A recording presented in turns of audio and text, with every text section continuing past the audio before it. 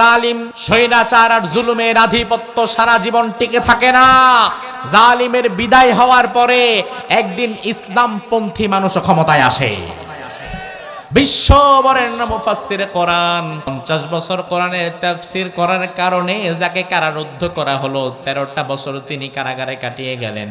জেলখানায় যাওয়ার পরে বহু মানুষকে আমরা নিজেরাই দেখেছি জেলখানায় যাওয়ার আগে যা যা বলতো, একবার গিয়ে 2, 3, 4 বছর যদি জেলে থাকা লাগে, জেল থেকে বের হইয়া আইসা কানে দইরা তওবা করে আর কিচ্ছু কমো না, বাকি জীবন ইল্লাল্লাহ ইল্লাল্লাহ করতে করতে মরুম। এত বড় বড় কথা বলা দরকার নাই।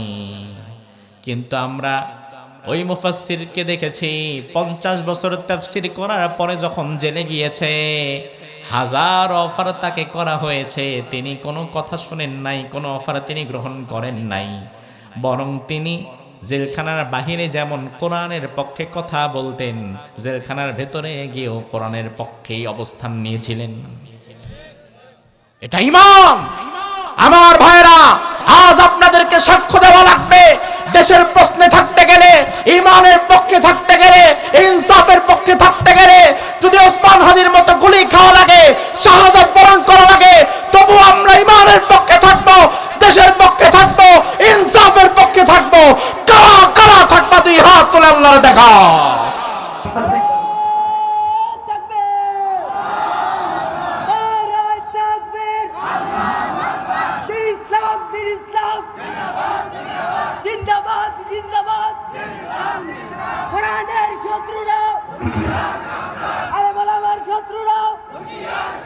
শোনেন, এখন আবার স্লোগান নতুন ধরতে হবে। তো এখন নতুন স্লোগান ধরতে হবে, দেশের পক্ষে থাকা লাগবে, দিল্লি না ঢাকা। কোনটা? দিল্লি না ঢাকা, গোলামি না আজাদি। এই 56,000 বর্গ মাইলের ইমানদারেরা আর কোনোদিন কারো গোলামি করবে না, ঠিক কিনা মুসলমান? মক্কায় যখন রাসূলুল্লাহ দাওয়াত দিচ্ছিলেন, বানের পানির মতো বর্ষাকালে পানি যেমন হুড়মুড় করে প্রবেশ করে, মক্কার দাওয়াতে কোরআনের কথা যেদিকেই যাচ্ছিল, সাধারণ মানুষগুলো, অসহায় নির্যাতিত মানুষগুলো কোরআন শোনা মাত্রই কোন সে আবেগে পড়ে তারা যেন ইসলাম গ্রহণ করছিল। জোরে বলেন। আমার ভাই, পৃথিবীতে একটা মাত্র কিতাব, যেই কিতাব মানুষের ধ্যান জ্ঞান পাল্টে দিতে পারে, যেই কিতাব মানুষের বিশ্বাস পরিবর্তন করে দিতে পারে, যেই কিতাব মানুষের আদর্শ পরিবর্তন করে দিতে পারে, যেই কিতাব মানুষের চিন্তা পরিবর্তন করে দিতে পারে, যেই কিতাব মানুষের চলার পথ পরিবর্তন করে দিতে পারে, যেই কিতাব পথহারা মানুষদেরকে জাহান্নামের পথ থেকে ফিরিয়ে জান্নাতের পথে নিয়ে যেতে পারে, ঠিক না ব্যাঠিক? এমন একটা কিতাব আছে না নাই? নাম কি? সবাই বলেন। আল্লাহর হাবিব যখন মক্কি জিন্দেগিতে দাওয়াত দিচ্ছিলেন, মক্কার মানুষেরা রাসূলুল্লাহর কাছে এক একটি বিষয়ের সমাধান জানতে চাইতেন। রাসূলুল্লাহ সাথে সাথে তাদেরকে সেই বিষয়ের সমাধান বলে দিতেন, কোনো প্রকার দেরি করতেন না। একবার কাফেররা চিন্তা করলো, এইভাবে তো চলতে দেওয়া যায় না, মুহাম্মদকে আটকানো দরকার। কারণ মুহাম্মদকে যদি আটকে ফেলা না যায়, আর ইসলাম যদি মুহাম্মদ এইভাবে ছড়িয়ে দিতে থাকে, তাইলে আমাদের বাপদাদারা ধর্ম আর টিকবে না। বর্তমানেও এমন কিছু মানুষ আমরা দেখছি, কোরআন সুন্নাহর হক কথাগুলো আলেমেরা যেন নির্বিঘ্নে বলতে না পারে, এজন্য আলেমদের মুখের উপরে বাধার সৃষ্টি করে। কারণ তারা ভালো করেই জানে, কোরআন সুন্নাহর সঠিক কথাগুলো যদি আলেমেরা নির্বিঘ্নে প্রচার করে দিতে পারে, থামানো যদি না যায়, তাইলে আমাদের ধান্দাবাজি আর চান্দাবাজি রাজনীতিও তো আর টিকবে না। আমার ভাই, লক্ষ্য করেন, আল্লাহর হাবিবের দাওয়াতকে ব্যাহত করার জন্য মক্কার কাফেররা পরামর্শ বোর্ড গঠন করলো, কিভাবে আটকানো যায়। এমন একটা প্রশ্ন মুহাম্মদরে করতে হবে, যেই প্রশ্নের জবাব মুহাম্মাদের জানা নাই। মুহাম্মদ যখন আমাদের সেই প্রশ্নের জবাব দিতে পারবে না, আমরা পুরা মক্কায় এলান করে দিব, মুহাম্মাদের কাছে আর কেউ যায় না, সে কিচ্ছু জানে না, জানলে আমাদের এই প্রশ্নের জবাব দিতে বলো। এমন একটা কঠিন প্রশ্ন তারে করা লাগবে।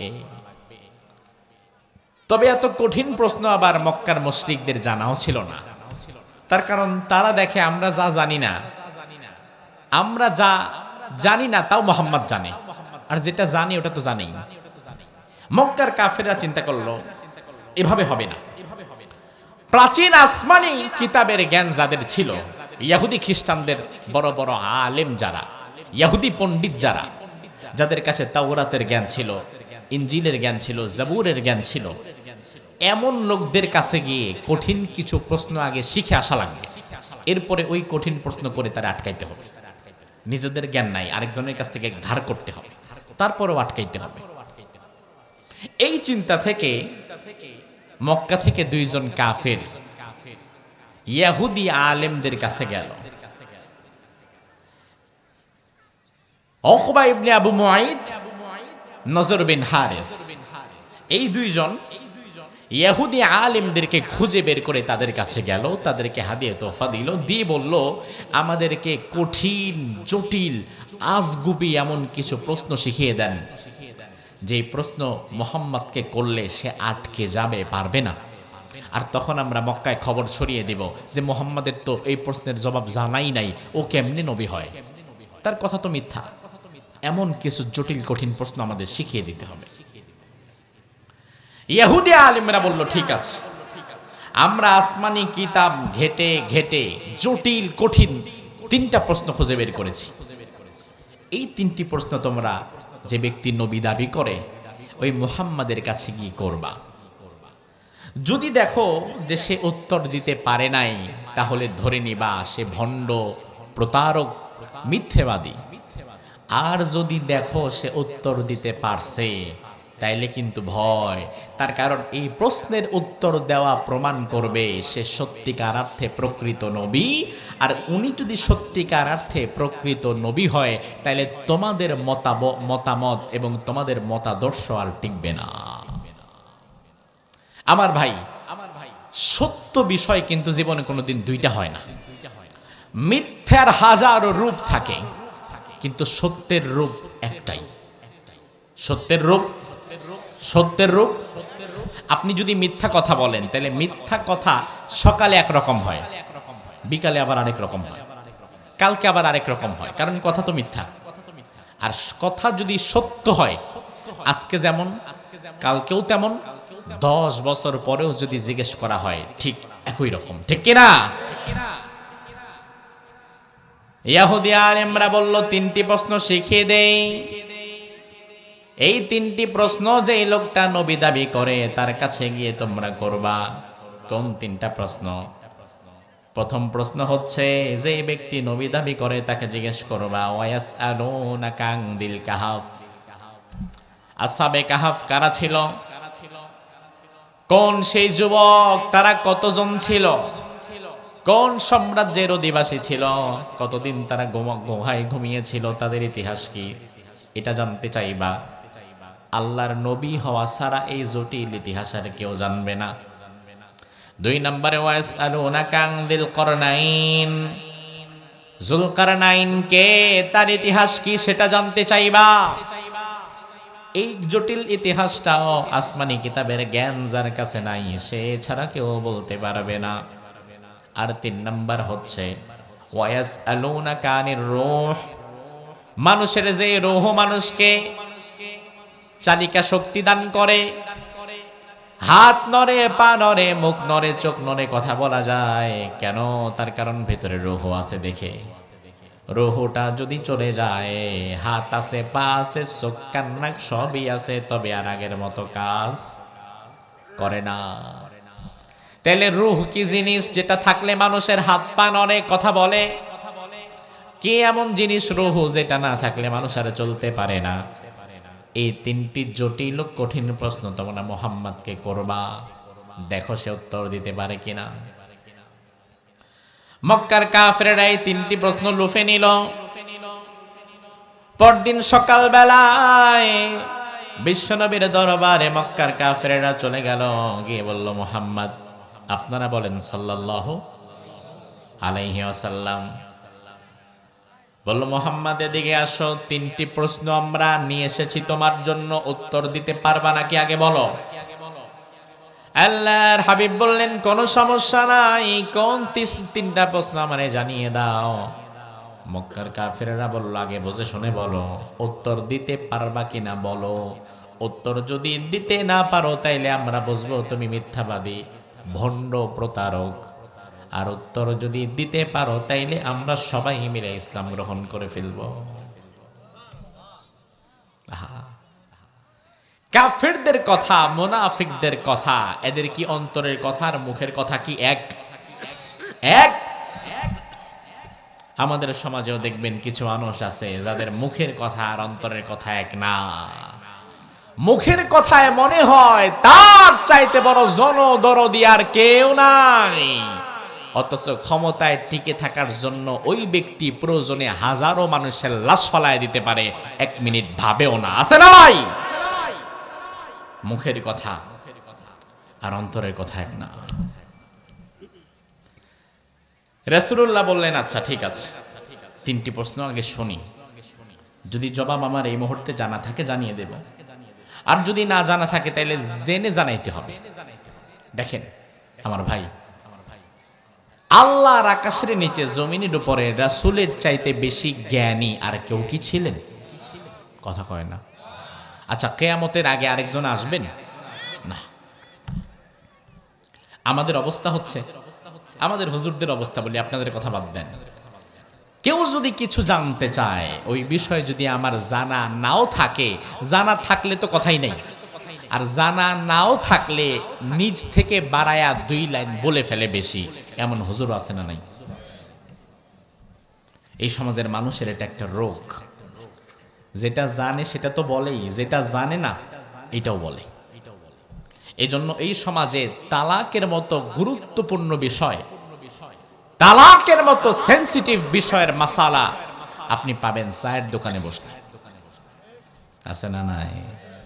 আহারে, পৃথিবীতে যত মাসালা আছে, আজকে বলে দেই আপনাদেরকে, পৃথিবীতে যত মাসালা আছে এর মধ্যে সবচাইতে কঠিনতম, জটিলতম মাসালা হচ্ছে তালাকের মাসালা।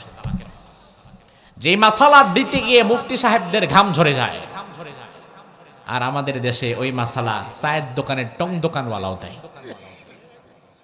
আমাদেরকে যখন ফোন দেয় হুজুর মাসালা লাগবে, প্রবাস থেকে, আমেরিকা থেকে, ইউএস থেকে, কানাডা থেকে, ইতালি থেকে, মালয়েশিয়া থেকে বা বাংলাদেশ থেকে ফোন দিলে হুজুর একটা মাসালা জানতে চাই, আগেই বলি কি মাসালা। যদি বলে তালাকের মাসালা, বাস কথাই স্টপ, আর কোনো কথা নাই, ফোন রেখে দেই। না, তালাকের মাসালা ফোনে বলার মতো কোনো ছোটখাটো কথা না। এটা হুজুর মাসলা না, গোসলের মাসলা না, নামাজের মাসালা না, এটা তালাকের মাসালা। একটা পরিবার এই মাসালার উপরে ভিত্তি করে দাঁড়িয়ে থাকে। এখন আমি যদি তালাকের মাসালা আমরা কেন ফোনে বলি না, তার কারণ তালাকের মাসালা দ্বিপাক্ষিক কথা শুনে তারপরে বলা লাগে। স্বামীর কথাও শোনা লাগবে, স্ত্রীর কথাও শোনা লাগবে। এখন আপনি এক পক্ষের কথা শুনে বলে ফেললেন যে তালাক হয়ে গেছে, অথচ যদি আসলে তালাকটা না হয় তাহলে একটা পবিত্র সংসার ভাঙ্গার গোনা আপনি নিজের আমল নামায় নিলেন। আবার যদি ধরেন আপনি এক পক্ষের কথা শুনছেন, মহিলা মানুষের এক পক্ষের কথা শুনে আপনি রায় দিয়ে দিয়েছেন যে তালাক হয় নাই, আল্লাহ না করুক তালাক হয়ে গেছে, আপনি পুরাটা শোনেন নাই, কারণ অপর পক্ষের কথাও শোনেন নাই। তাইলে যেটা হবে, সারা জীবন তারা যে জিনার গুনাহ করবে, ওই জিনার গুনাহ আপনি আপনার কাঁধে নিলেন। সাবধান, যেন তেন জায়গায় তালাকের মাসালা জানতেও চাইবেন না, আর যেন তেন মানুষ তালাকের মাসালা বলবেনও না। চায়ের দোকানে বসেন, চায়ের কাপ নেন, এরপরে খালি কথা তোলেন যে উত্তর পাড়ার রহিম তার বউরে রাগের মাথায় 2 তালাক দিছে, তালাক কি হয়েছে? এমন সময় দেখবেন চালা নিজে চা বানাইবার কইব না চাচা তালাক হয় নাই। আছে না নাই? মুফতির অভাব নাই। আপনি চায়ের দোকানে বসে একটা কাশি দেন, কাশি দিলে কি ওষুধ খাওয়া লাগবে ওই পরামর্শ দিবে 6 জন। অথচ আমার ভাই, কোরআনে আল্লাহ বললেন ওয়ালা তাকাফু মা লাইসা লাকা বিহি ইলম ইন্নাস সামআ ওয়াল বাসারা ওয়াল ফুআদা কুল্লু উলাইকা কানা আনহু মাসউদা। যে বিষয়ে তোমার কোনো জ্ঞান নাই ওই বিষয়ে কোনো কথাই তুমি বলতে যেও না, কারণ তোমার মুখ, তোমার কান, তোমার নাক, তোমার চোখ, তোমার হাত, তোমার পা, এই প্রতিটি অঙ্গ প্রত্যঙ্গকে কিয়ামতের ময়দানে জবাবদিহিতার কাঠগড়ায় দাঁড় করাবেন কে? সাবধান, যে বিষয়ে জ্ঞান নাই কোনোদিন ভুলেও ওই বিষয়ে একটা কথা বলবেন না। রাসূলুল্লাহর কাছে জানতে চাওয়া হলো তিনটা প্রশ্ন। এই তিনটি প্রশ্ন যে রূহ কি জিনিস, আসহাবে কাফের ইতিহাস কি, যুলকারনাইনের ইতিহাস কি। রাসূল বললেন যে দেখো এই বিষয়টি তো আমার এই মুহূর্তে জানা নাই, আগামীকাল আমি এই বিষয়টি তোমাদেরকে জানিয়ে দেব। কবে? কবে? আগামীকাল। কাফেররা চলে গেল, ঠিক আছে আগামীকাল আসবো আমরা। আগামীকাল সকালবেলায় সব কাফেররা রাসূলের বাড়ির সামনে হাজির হয়ে গেছে। ও মুহাম্মদ দরজা খুলো, বের হও। তিনটি উত্তর কি পাইছো নাকি জানায়া দাও। রাসূলুল্লাহ বললেন না, তিনটি উত্তর আজকেও আমি জানতে পারি নাই। তার কারণ হচ্ছে জিবরাইল আমিন প্রতিদিন আমার সঙ্গে কথা বলার জন্য আসে, ওহী নিয়ে আসে। আমার ধারণা ছিল আজকেও তো জিবরাইল আসবে, আসলে জিবরাইলকে জিজ্ঞেস করে তারপরে আমি জেনে তোমাদের জানাবো। কিন্তু দুর্ভাগ্যজনক বিষয় হচ্ছে জিবরিল আমিন ওই ফেরেশতা আজকে আর ওহী নিয়ে আসে নাই। এখন আমি তোমাদের কেমনে জানাবো? আমার ভাই, আপনার মন চাইলো মাহফিলে বসলেন, মন চাইলো উঠে গেলেন, মন চাইলো সিনেমায় চলে গেলেন, বাড়িতে চলে গেলেন। আল্লাহ তাআলা আপনাকে ইচ্ছা স্বাধীন বানিয়েছেন, কিন্তু দুনিয়ার কোনো ফেরেশতাকে আল্লাহ ইচ্ছা স্বাধীন বানান নাই। ফেরেশতারা এক চুল আগাতেও পারে না, পেছাতেও পারে না আল্লাহর হুকুম ছাড়া। তাহলে জিবরাইল যে আসে নাই প্রমাণ করে আল্লাহ অনুমতি দেয় নাই। রাসূল বলেন এক কাজ করো, আমাকে আর 2-1 দিন সময় দাও, আমি দেখি জিবরাইল আসলেই আমি জানাই দেব। আমার ভাই 2-3 দিন 4 দিন চলে যায়, জিবরিল আমিন আর আসে না। কাফেররা মক্কায় খবর প্রচার করে দিল মুহাম্মদ মিথ্যাবাদী, কিচ্ছু জানে না। এমন 3টা প্রশ্ন করেছি, আজকে বলবে কালকে বলবে, বলে বলে সময় নষ্ট করা ছাড়া তার আর কোনো কাজই নাই। অথচ আমার ভাই, আল্লাহর আকাশের নিচে জমিনের উপরে আমার নবীর চাইতে মহা সত্যবাদী আর কেউ আছে না। ওয়ামা ইয়ানতিকু আনিল হাওয়া ইন হুয়া ইল্লা ওয়াহয়ুন ইউহা। আল্লাহ বললেন আমার নবী কোনদিন বানিয়ে একটা কথাও বলেন নাই। আমার নবী যখন যা বলেছে আগে আমি আল্লাহ ওহী করেছি, ওহীর কথাটাই আমার নবী তোমাদের জানিয়ে দিয়েছে, ঠিক কি না?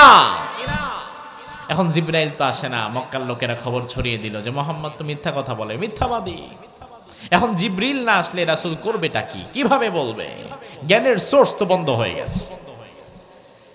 আমার ভাই সময় চলে যাচ্ছে, 8-10 দিন 12 দিন 15 দিন হয়ে গেছে, জিবরাইল আর আসে না। আল্লাহর হাবিব মনে বড় কষ্ট পেলেন, তাহাজ্জুদের জায়নামাজে তিনি কান্নারত অবস্থায় আল্লাহর দরবারে পড়ে গেলেন। বিশ্বনবী আল্লাহরে বলে, আল্লাহ জিবরাইল কেন আসে না? আমার কি কোনো ভুল হয়ে গেল কিনা? নবুয়ত এবং রিসালাতের কাজে কি কোনো ত্রুটি হলো কিনা? জিবরিল কেন আসে না? তুমি কি রাগ করলে কিনা? কি এমন করলাম আমি, জিবরাইল কেন আসছে না? 1 দিন 2 দিন চলে 15 দিন পর্যন্ত জিবরিল আর আসে নাই। এমনটা কোনো দিন আর হয় নাই। অথচ 15 দিন পর্যন্ত রাসূলের উপরে একটা আয়াত নাজিল হয় নাই। 15 দিন পরে হঠাৎ করে আল্লাহ রাব্বুল আলামিন জিবরিল আমিনকে পাঠালেন, সূরা কাহাফ নাজিল করে পাঠালেন। সুবহানাল্লাহ কয় না? কয়দিন পর? কয়দিন? 15 দিন পর আল্লাহ পাঠালেন। রাব্বুল আলামিন বিশ্বনবীকে এবারে বললেন, ও নবী, আপনি কেন কাফেরদের প্রশ্নের জবাব দেওয়ার সময় ইনশাআল্লাহ কেন আপনি বলেন নাই? কোরআনে আল্লাহ বললেন, ওয়ালা তাকুলান্না লিশাইইন ইন্নী ফাইলুন যালিকা গাদা ইল্লা আইয়াশা আল্লাহ واذكر ربك إذا نسيت وقل عسى أن يهديني ربي لأقرب من هذا رشدا জোরে বলুন আল্লাহু আকবার। আল্লাহ বললেন, নবী ওই কাফেরেরা যখন আপনার কাছে জানতে চেয়েছিল তিনটি প্রশ্নের জবাব, আপনার বলা দরকার ছিল আগামীকাল আমি তোমাদের প্রশ্নের জবাব দেব ইনশাআল্লাহ। কি জোরে কন? ইনশাআল্লাহ মানে আল্লাহ যদি চায়। নবী আপনি উম্মতের কান্ডারি, আপনি নিজে যদি ইনশাআল্লাহ না বলেন তাইলে তো হবে না। ইনশাআল্লাহর আমল আপনারে শিক্ষা দেবার জন্য আমি আল্লাহ তাআলা একদিন 2 দিন না 15 দিন পর্যন্ত ওহী বন্ধ করে রেখেছিলাম। আল্লাহু আকবার। তাহলে 15 দিন পর্যন্ত আল্লাহ ওহী কেন বন্ধ করলেন? ইনশাআল্লাহর আমল শিক্ষা দেওয়ার জন্য। আমার ভাই, যখনই কোনো কথা বলবেন এই কথার শেষে ইনশাআল্লাহ বলা দরকার আছে না নাই? যেমন আমরা যদি বলি মাহফিল শেষ করে আমরা বাড়িতে চলে যাব, তারপরে কি বলবেন? আবার রাতে বেলা ঘুমায়া কালকে আবার ক্ষেতের মধ্যে যাব কাজ করতে, কি বলবেন? কারণ আপনি যদি ইনশাআল্লাহ না বলেন আপনি ঘুম থেকে আর উঠবেন কেমনে ভাই? কারণ দুনিয়ার কত মানুষ এইভাবে মরে যায়, ঘুমের মধ্যেই তার বিদায় হয়ে গেছে। ঘুমাইছে ভালো মানুষ, পরের দিন আর ওঠে না, এমন আছে না নাই? ঘুম ভাঙলে সকাল, আর না ভাঙলেই কিন্তু পরকাল। ইনশাআল্লাহটা খুব গুরুত্বপূর্ণ বিষয়। এ সমাজের মানুষ, আহারে আমাদের আগের যুগের মানুষ, তারা অনেক ইনশাআল্লাহ আলহামদুলিল্লাহ বলতো। যত দিন যাচ্ছে মানুষ যত শিক্ষিত হচ্ছে, আধুনিক হচ্ছে, এডুকেটেড হচ্ছে, মডার্ন হচ্ছে, তত ইনশাআল্লাহ বলা ছেড়ে দিচ্ছে, তত কমায় দিচ্ছে। এখন আলহামদুলিল্লাহ আমাদের বাপ চাচারা মুরব্বীরা ইনশাআল্লাহ বলে, কিন্তু আমাদের যুবকেরা ইনশাআল্লাহটা বলতে পারে না। এটা দুঃখজনক। এই আমলটা শিক্ষা নেওয়া লাগবে। ইনশাআল্লাহ যদি বলেন, আপনার ওই কথাকে যিনি পূর্ণতায় পৌঁছে দিবেন তিনি কে? ইমাম সাহেব আসরের নামাজ পড়ে মসজিদ থেকে বের হচ্ছে। কোরবানির ঈদের মাত্র 2 দিন। সভাপতি সাহেব যাচ্ছেন। ইমাম সাহেব সালাম দিয়ে বললেন, আসসালামু আলাইকুম। সভাপতি সাহেব যান কই? কই যাই মানে বুঝো না? গরু কিনতে যাই, টাকা আছে, হাটে যাব, একটা গরু কিনব। ইমাম সাহেব হুজুর বললেন যে সভাপতি সাহেব আপনি বলেন গরু কিনব, ইনশা আল্লাহ। সভাপতি সাহেব বলল, আর ইনশাআল্লাহ আমার বলা দরকার কি? ইনশাআল্লাহ বলার কি দরকার আমার? হাটের মধ্যে গরু আছে, পকেটে টাকা আছে, হাটে যাব, টাকা দিব, গরু কিনবো, চলে যাব। ইনশাআল্লাহ বলা দরকার তুমি আর তোমার মতো হুজুরের, যার নুন আনতে পান্তা ফোরায়, যার বেতন দেই কম, যেন ইনশাআল্লাহর ধাক্কায় বাকি দিনগুলা তোমার কাটে। আমার তো ইনশাআল্লাহ ধাক্কা দেওয়া দরকার নাই, আমার টাকা পয়সা আছে, হাটে গরু আছে, যাব, টাকা দিব, গরু নেব। ইমাম সাহেব বলে, আল্লাহ আমি তো রে বোঝাতে পারবো না। তিনি আর কোনো কথা বললেন না।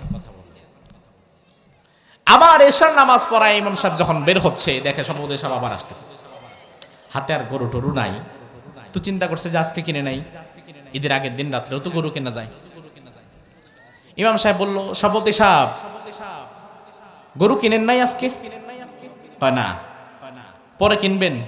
কয় না। তাইলে ইনশাআল্লাহ টাকা চোরে নিয়ে গেছে। ইনশাআল্লাহ টাকা, তো ইনশাআল্লাহ বলেন কেন এখন? তাহলে কি কমো? তোমার সাথে তর্ক করলাম, ইনশাআল্লাহ বলি নাই, এখন হাটে যায় দেখি না আমার পকেটও নাই, টাকাও নাই। এই জন্য নিয়ত করছি এখন থেকে ইনশাআল্লাহ বলা ছাড়া আমি আর আগাবো না। এখন তুমি যে জিজ্ঞেস করলা, এই জন্যই বললাম ইনশাআল্লাহ আমার সব টাকা আজকে চলে নিয়ে গেছে। আমার ভাই, ওই মুহূর্তে কি আর ইনশাআল্লাহ বললে কাজ হবে না? আগে বলতে হবে। তো আল্লাহ রাব্বুল আলামিন 15 দিন ওহী বন্ধ রেখে এই গুরুত্বপূর্ণ ফজিলতপূর্ণ সূরা কাহফটা নাজিল করলেন। এই সূরাতে আল্লাহ তাআলা ঐতিহাসিক এমন ঈমান দীপ্ত বিপ্লবী 7 জন যুবকের কথা তুলে ধরেছেন, যেই 7 জন যুবক একটি ঘুণে ধরা শিরকি সমাজের বিরুদ্ধে, তাগুতি সমাজের বিরুদ্ধে দাঁড়িয়ে গিয়েছিল, একটি জালিম অপশক্তির বিরুদ্ধে দাঁড়িয়ে গিয়েছিল।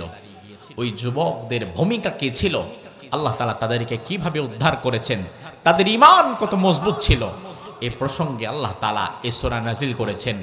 এখন সময় এসেছে ওই সূরার আলোকে আমাদের যুবকদেরকে সেই তালিম দেওয়ার, যেন আমাদের যুবকেরাও ভবিষ্যতে কোনো জালিম অপশক্তি কোনো স্বৈরাচারের কাছে নিজেদের ঈমান বিক্রি করে না দেয়। কথা কি ঠিক কিনা? যেই সমাজের যুবকেরা বিক্রি হয়ে যায়, যেই সমাজের যুবকেরা মাদক দ্রব্য আর নারী আসক্তির দিকে ডুবে যায়, ওই সমাজ কোনোদিন পরিবর্তন হয় না। কারণ সমাজের মূল চালিকা শক্তি যুবক। এই জন্য আমাদের আলোচনার অধিকাংশ অংশে যুবকদেরকে টার্গেট করা দরকার আছে না নাই? এ আসহাবে কাফের ঘটনা, ওই 7 জন ঈমান দীপ্ত যুবকের ঘটনা এবার আল্লাহ তাআলা জানিয়ে দিচ্ছেন। কে জানাচ্ছেন? কে শোনাচ্ছেন? তার কারণ বুঝেন। এই ঘটনা যখন সংঘটিত হয়েছিল তখন কি পৃথিবীতে আপনি ছিলেন? আমি ছিলাম? রাসূল নিজে ছিল না। রাসূলুল্লাহর একটু পানি লাগবে, ঠান্ডা হয়ে গেছে। রাসূলুল্লাহর জন্মের বেশ কিছু বছর পূর্বে এই ঘটনা সংঘটিত হয়। এজন্য আল্লাহ তাআলা তিনি নিজে এবার কোরআনে কারীমের মধ্যে বলছেন, রব্বুল আলামিন বলেন, নাহনু নাকুসসু আলাইকা নাবাহুম বিল হাক্কি ইন্নাহুম ফিতয়াতুন আমানু বিরাব্বিহিম ওয়া জিদনাহুম হুদা। আমি আল্লাহ রাব্বুল আলামিন নাকুসসু আলাইকা নাবাহুম বিল হক। ও নবী, আপনি চিন্তা করবেন না, আসহাবে কাফের ঘটনা তারা জানতে চায়, আপনাকে আটকাবার জন্য আমি আল্লাহ তাআলা পরিপূর্ণ অথেন্টিসিটি সহকারে, কোনো বাড়ানো না কমানো না, পরিপূর্ণ ঘটনাটা যেমন ছিল পরিপূর্ণ অথেন্টিসিটি সহকারে এখন আমি আল্লাহ তাআলা আপনাকে জানিয়ে দেব। আমার ভাই লক্ষ্য করেন, দুনিয়ার মানুষের একটা দুনিয়ার মানুষের একটা স্বভাব হচ্ছে, দুনিয়ার মানুষ যখন কোনো ইতিহাস লিখে, ইতিহাস লেখার সময় সে নিজের মতো কাটছাট করে লিখে। এই জন্য বাংলাদেশে ৭১-এর যে স্বাধীনতা যুদ্ধের ইতিহাস, এই স্বাধীনতা যুদ্ধের ইতিহাস বাংলাদেশে কয়েক রকম শুনবেন। যখন যে দল ক্ষমতায়, স্বাধীনতা যুদ্ধের ইতিহাস সেই দল নিজের মতো করে লেখে। কথা বোঝেন না আপনারা? নাকি মাথার ভেতর দিয়ে ঢোকে না উপর দিয়ে যায়? বাংলাদেশে ৭১-এর ইতিহাস যখন যেই দল ক্ষমতায় তখন সেইভাবে লেখা হয়। আওয়ামী লীগ থাকলে একরকম, বিএনপি আসলে আরেক রকম, ভবিষ্যতে যদি নতুন কোন রাজনৈতিক দল ক্ষমতায় আসে তাহলে ৭১-এর ইতিহাস হয়ে যাবে আরেক রকম। ইতিহাস যখন যে ক্ষমতায় যায় সে নিজের মতো করে নিজের পক্ষে কাটছাট করে নিজের পক্ষে ইতিহাসকে বানায়। এজন্য অথেন্টিক ইতিহাস পাওয়া কঠিন। এই ৫৪ বছরের স্বাধীনতার ইতিহাসকে এত বেশি বিকৃত করা হয়েছে, যেই ইতিহাসে কেবলমাত্র ভিলেন বানানো হয়েছে, খারাপ মানুষ বানানো হয়েছে, টুপিওয়ালা, দাড়িওয়ালা আর পাঞ্জাবিওয়ালা হুজুরদের। কথা কি ঠিক কিনা? এখনো পর্যন্ত যদি স্বাধীনতা নির্ভর কোনো নাটক সিনেমা তৈরি হয়, ওই নাটক সিনেমার মধ্যে ভিলেনের পাঠ, রাজাকারের পাঠ, হত্যাকারী, ধর্ষণকারী হিসাবে তাকে অভিনয় করানো হয়, যার মুখে দাড়ি না থাকলেও আলগা একটা দাড়ি লাগায় দিবে, আলগা একটা টুপি পরায় দিবে, একটা লম্বা জামা লাগায় দিবে, আর দেখাবে দেখো এই দাড়িওয়ালা টুপিওয়ালা হুজুর এরা যারা আছে, এই দাড়িওয়ালা টুপিওয়ালারা সমাজটাকে কতটা কষ্ট দিছে, এরা নারীর ইজ্জত নষ্ট করেছে, এরা মানুষের হক নষ্ট করেছে, এরা লুণ্ঠন করেছে, এরা রাজাকারগিরি করছে, এরা এই করছে সেই করছে। এই ইতিহাস ৫৪ বছর জাতিকে খাওয়ানো হয়েছে। তবে আমার বিশ্বাস আগামীর বাংলাদেশের এই নতুন প্রজন্মের যুবক এবং তরুণেরা এই দিল্লির ন্যারেটিভ, এই দিল্লির দেওয়া ইতিহাসকে আর খাবে না। স্বাধীনতার ৫৪ বছর পরেও আমরা সঠিক ইতিহাস পাই না। আজ মোবাইল ফোন তো আপনাদের কম বেশি সবার কাছেই আছে। আমার কথা বিশ্বাস করার দরকার কি? বাড়িতে যাবেন, গুগলে সার্চ করবেন রাজাকারদের তালিকা, এমন ১,০০০ রাজাকারের তালিকা গুগলের মধ্যে আপনি পেয়ে যাবেন, যাদের মাথায় টুপি নাই, দাড়ি নাই, জুব্বা নাই, পাঞ্জাবি নাই, হাজি রুমাল নাই, যারা কেউ ইমানদার মুমিন মুত্তাকি ছিলেন না, তারা ছিলেন সাধারণ মানুষ, লম্বা লম্বা মোজ পাবেন, শার্ট পাবেন, লুঙ্গি পরা পাবেন, এরাই ছিল অধিকাংশ ক্ষেত্রে রাজাকার। এদের ছবিগুলো এখনো গুগলের মধ্যে গেলে আপনারা পাবেন। 1000 রাজাকারের মধ্যে 5 জন টুপিওয়ালা দাড়িওয়ালাকে আপনারা দেখতে পাবেন না। তবু 54 বছর টুপিওয়ালা দাড়িওয়ালা ইসলামওয়ালাদেরকে কেন রাজাকার সাজিয়ে আপনাদের সামনে উপস্থাপন করা হয়েছে? তার কারণ হচ্ছে দিল্লির সেবা দাসেরা, দিল্লির প্রভুরা হিসাব করে দেখেছে, বাংলাদেশের মানুষ যদি আলেম ওলামা আর ইসলামের দিকে ঝুঁকে পড়ে, তাহলে বাংলাদেশে দিল্লির আধিপত্যবাদকে কায়েম করে রাখা যাবে না।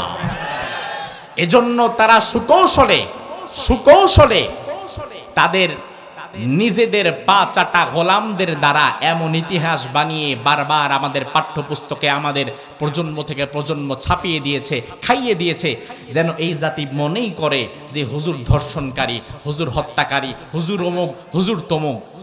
এই মিথ্যে ইতিহাস আগামীর বাংলাদেশের মানুষকে আর বিশ্বাস করবে? আর বিশ্বাস করবে? এখনো পর্যন্ত আপনাদের গ্রামে, আশেপাশের ইউনিয়নে 80 বছর, 90 বছর, 100 বছর এমন মানুষ আছে না নাই? এই মাহফিলও 2-4 জন থাকতে পারে। ওই মুরব্বীকে জিজ্ঞেস করবেন, বাবাজি আমার কথা বাদ দেন, বইয়ের কথাও বাদ দিবেন, আমার কথাও বাদ দিবেন, নিরপেক্ষভাবে 80-90 বছরের ওই মুরব্বীকে জিজ্ঞেস করবেন যে বাবা আপনার বয়স 80-90 বছর, স্বাধীনতার সময় আপনার বয়স হয়েছিল, আপনি দেখেছেন, বুঝেছেন, আপনি সত্যিকার অর্থে বলেন তো, তখন টুপিওয়ালা দাড়িওয়ালা মসজিদের ইমাম মাদ্রাসার শিক্ষক এই আলেমদেরকে কি আপনি ধর্ষণ করতে দেখেছেন? এই আলেমদেরকে কি আপনি লুণ্ঠন করতে দেখেছেন? এই আলেমদেরকে কি মানুষের বাড়িঘর জ্বালিয়ে দিতে দেখেছেন? আমার বিশ্বাস আপনার এলাকার কোন একজন মুরব্বী বুকে হাত দিয়ে বলতে পারবে না আমি আমার মসজিদের ইমামকে ধর্ষণ করতে দেখেছি। বলতে পারবে? বলতে পারবে? গোটা বাংলাদেশ আমরা সফর করি, গোটা বাংলাদেশ সফর করে আমরা দেখেছি কোন একজন এই কথা বুকে হাত দিয়ে বলতে পারবে না শুনে আমরা কোরআনের পক্ষে থাকবো, ইসলামের পক্ষে থাকবো, আলেম ওলামাদের পক্ষে থাকবো। কারা কারা থাকবা? 2 হাত তুলে আল্লাহরে দেখাও।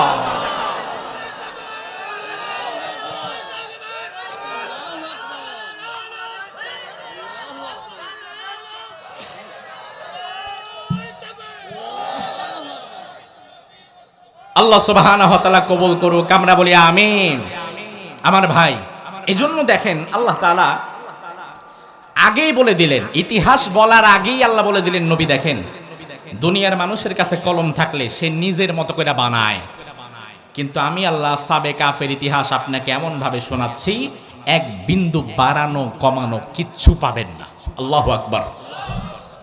এবার বলেন, যে কথা এখন আপনারা শুনবেন এই কথাগুলো কি বানোয়াট হবে? কথা কয় না। বানোয়াট হতে পারবে? কারণ এই কথাগুলো বলেছেন কে? এবার আল্লাহ রাব্বুল আলামিন বলেন, নবী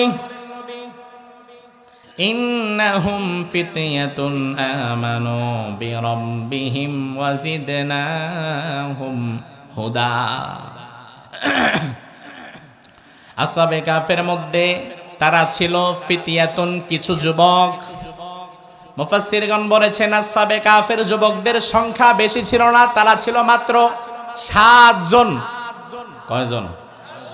60 না, 60 না, 7 কত? সপ্তাহে দিন কয়টা? আসহাবে কাফের যুবক ছিল। ও আমার যুবকেরা মনোযোগ দাও, তুমি দিনের পক্ষে থাকবা, হকের পক্ষে থাকবা, ইনসাফের পক্ষে থাকবা, ন্যায়ের পক্ষে থাকবা। তুমি মনে করবা হুজুর আমরা তো 2, 4, 5, 10 জন মানুষ মাহফিল করি, আমরা অল্প কিছু যুবক, আর অধিকাংশ যুবক তারা তো কোরআনমুখী হয় না। কোনো সমস্যা নাই, ইসলামের পক্ষে, ইনসাফের পক্ষে, সত্যের পক্ষে, ন্যায়ের পক্ষে হাজার হাজার যুবকের থাকা দরকার নাই, ওসমান হাদির মতো একজন হইলেই যথেষ্ট। ওসমান হাদির মতো এক যুবক গোটা সমাজ বিপ্লবের জন্য যথেষ্ট হয়ে যায়, ঠিক কিনা? আল্লাহ বলছেন এমন 7 জন যুবক রোম সাম্রাজ্যের জালিম বাদশার সামনে দাঁড়িয়ে গেল। বাদশার নাম ছিল দাকিয়ানোস। কি নাম? দাকিয়ানোস। রোম সাম্রাজ্যের ওই জালিম বাদশার নিয়ম ছিল এই সাম্রাজ্যে যারাই বসবাস করবে, আমরা যেমন বাংলাদেশে বসবাস করতে হলে ট্যাক্স দেওয়া লাগে, ভ্যাট দেওয়া লাগে, রোম সাম্রাজ্যের নিয়ম ছিল এই সাম্রাজ্যে যারাই বসবাস করবে তারা দাকিয়ানুসের পায়ে সেজদা দিবে। আর জোরে কোন সিজদা একমাত্র পেতে পারে কে? আল্লাহ ছাড়া আর কারো কাছে মাথা নত করা কি জায়েজ আছে? এই জালিম নিয়ম করে দিল, তারা সিজদা দেওয়া লাগবে, নিজের পায়ে সিজদা নেওয়া শুরু করলো। রোমের অধিপতিরা, রোম সাম্রাজ্যের সাধারণ মানুষগুলো সব ওই জালিম বাদশার পায়ে সিজদা দেওয়া শুরু করলো। ওই মুহূর্তে 7 জন যুবক মাথা তুলে দাঁড়িয়ে গেল, আমরা সিজদা দিতে পারবো না, কারণ সিজদা দুনিয়ার কোনো মানুষকে দেওয়া যাবে না, জমিনের কাউকে সিজদা দেওয়া যাবে না, চন্দ্র সূর্যকে দেওয়া যাবে না। উসজুদু লিল্লাহি রাব্বিল আলামিন, আকাশ ও জমিনের রব আল্লাহকে দেওয়া লাগবে। আকাশ ও জমিনের রবকে, তাইলে সিজদা দেওয়া লাগবে আল্লাহকে। 7 জন দাঁড়িয়ে গেছে, না অসম্ভব, আমরা দেব না সিজদা। বাদশার কানে খবর চলে গেল যে 7 জন যুবক আপনাকে সিজদা দিতে অস্বীকার করছে। আমার ভাই দাকিয়ানুস চিন্তা করলো, এখন সংখ্যাটা 7 জন, এখনোই যদি থামানো না যায় তাহলে ভবিষ্যতে আরো বাড়তেই পারে, এজন্য দ্রুত থামায়া দেই। দাকিয়ানুস গোয়েন্দা বিভাগকে বলল, যাও এই 7 জনকে ধরে নিয়ে আসবা আমার কাছে, আমার সামনে কেমনে মাথা নত না করে থাকে আমি আজকে দেখব। যুবকদেরকে আনতে পাঠালো। আর এদিক দিয়ে ওই বাদশার রাজদরবারে ঢোকার যে প্রধান ফটক, মেইন গেট, ওই প্রধান গেটের আগে আরেকটা ছোট গেট নির্মাণ করা হলো। ওই গেটটার হাইট এত কমায় দেওয়া হলো যেন ঢুকতে গেলে অটোমেটিক একটু মাথা নিচু করাই লাগে। দেখেন শয়তান কত বড় বুদ্ধি দিছে তারে, যে এমনি তো করবো না, জোর করে করা। দাকিয়ানুস ছোট একটা গেট নির্মাণ করলেন। এই 7 জন যুবক হাতে হাত রেখে একাকার হয়ে তারা সামনের দিকে আগালো। আগাতে আগাতে দেখে যে বাদশার গেটের সামনে খুব নিচু করা, ঢুকতে গেলে মাথা নত করতে হবে, তারা তো মাথা নত করবে না। এই 7 জন কি করলো? ইতিহাস বলে এই 7 জন একত্রে হাতে হাত রেখে আল্লাহু আকবার বলে এই গেটের মধ্যে একটা লাথি দিল, সাথে সাথে এই ছোট গেটটা ভেঙে তছনছ হয়ে গেল। এটা ঈমান, এটা ঈমান যে আমি আল্লাহ ছাড়া কারো সামনে মাথা নত করব না, প্রয়োজনে মাথা চলে যাবে, কল্লা দিব, আল্লাহ দিব না। ঠিক না? কল্লা দিয়ে দিব, আল্লাহ দিব না। গেটটা ভেঙে তার ভেতরে ঢুকছে। এবার দাকিয়ানুসের রাজদরবারের ভেতরে চলে গেছে। দাকিয়ানুস সিংহাসনে বসা, এই 7 জন যুবক বাদশার সামনে তারা দাঁড়িয়ে আছে। এবার বাদশা বলল, কি ব্যাপার? আমি শুনলাম তোমরা নাকি সমাজের মধ্যে বলে বেড়াচ্ছ, তোমরা নাকি আমার সিজদা দিবা না, আল্লাহকে সিজদা দিবা। আমি আসলে জানতে চাই তোমাদের কথা কতটুকু সঠিক।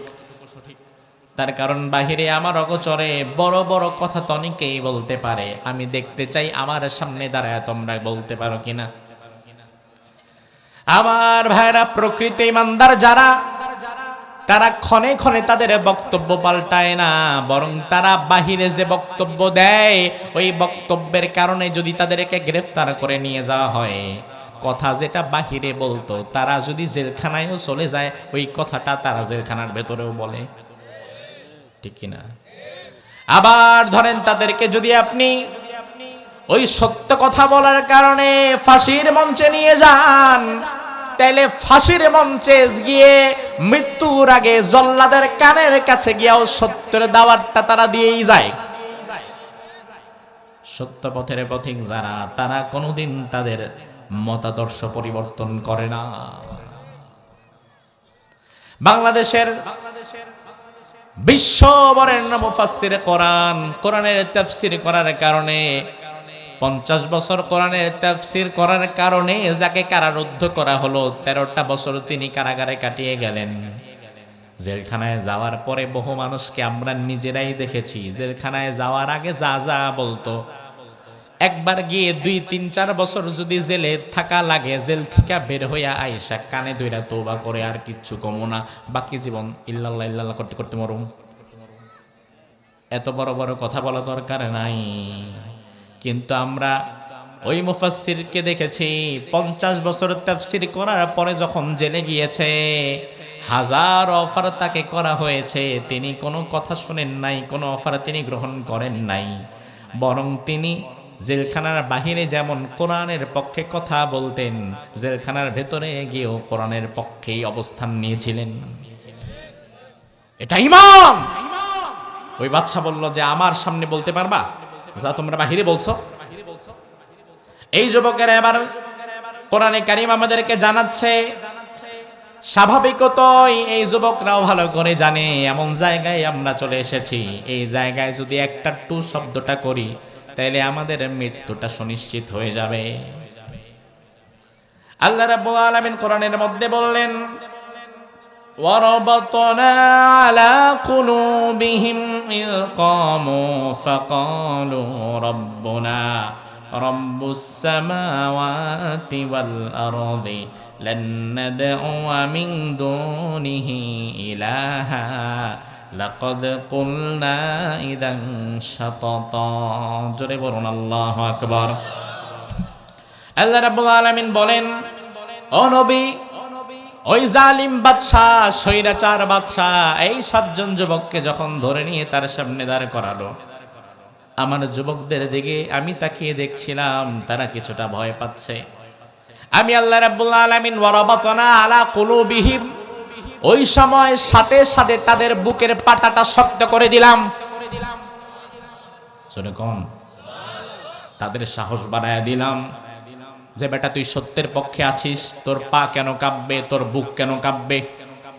আমি আল্লাহ তাদের সাহস বাড়ায়া দিলাম। এবার সাহস বাড়িয়ে দেওয়ার পরে তারা বলল, রব্বুনা রব্বুস সামাওয়াতি ওয়াল আরদ, তুমি কোনোদিন আমাদের রব হতে পারো না। আমাদের রব আল্লাহ, যিনি আকাশেরও রব, আমাদের রব তোমার রব, তোমার বাপেরও রব, ঠিক কি না? লান নাদউ মিন দুনিহি ইলাহা, ওই আল্লাহকে ছাড়া আমরা কাউকে আর প্রভু হিসাবে মানতে পারি না। অসম্ভব। আমরা বাহিরে যা বলছি আজকে তার চেয়ে বেশি বলে যাব। আল্লাহকে ছাড়া তোমারে কোনোদিন আমরা প্রভু হিসাবে মানতে পারি না। তোমার দাসত্ব আমরা করতে পারি না, তোমার গোলামি আমরা করতে পারি না, তোমার আধিপত্য আমাদের উপরে আর চলবে না। জালিমের জুলুমের আধিপত্য ভেঙে ইনসাফের সমাজ কায়েমের লক্ষ্যে আমরা 7 যুবক একত্রিত হয়েছি। আরো জোরে কোন আমার ভাই, কথাগুলো বোঝেন। আজ আমাদের যুবকদের এই চেতনা খুব অভাব। যেই যুবকদের জালিমের বিরুদ্ধে দাঁড়ানোর কথা ছিল, যে যুবকদের সমাজের অন্যায়ের বিরুদ্ধে প্রতিবাদ করার কথা ছিল, ওই যুবকেরা অধিকাংশ অন্যায়ের পথের কর্মী হয়ে কাজ করে। আছে না নাই? ও যুবক ভাই, তুমি 2 টাকার টিকটকার হওয়ার জন্য জমিনে জন্মগ্রহণ করো নাই। তুমি টিকটকার হওয়ার জন্য জমিনে আসো নাই।